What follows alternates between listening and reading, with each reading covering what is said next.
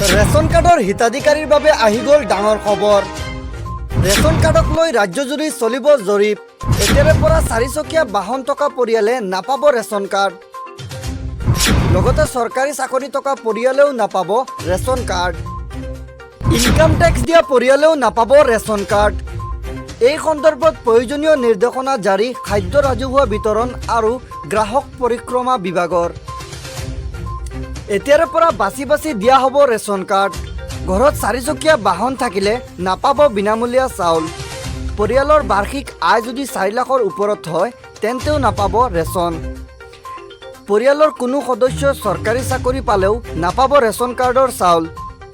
উপৰোক্ত শ্ৰেণীৰ অন্তৰ্গত হিতাধিকাৰীৰ ৰেচন কাৰ্ড জমা দিবলৈ আহ্বান চৰকাৰৰ। স্ব ইচ্ছা সমৰ্পণ কৰা ৰেচন কাৰ্ডৰ গৰাকীক প্ৰশংসা পত্ৰ প্ৰদান কৰা হ'ব। অন্যথা ভুৱা হিতাধিকাৰীৰ বিৰুদ্ধে বিধিগত ব্যৱস্থা গ্ৰহণ কৰিব প্ৰশাসনে।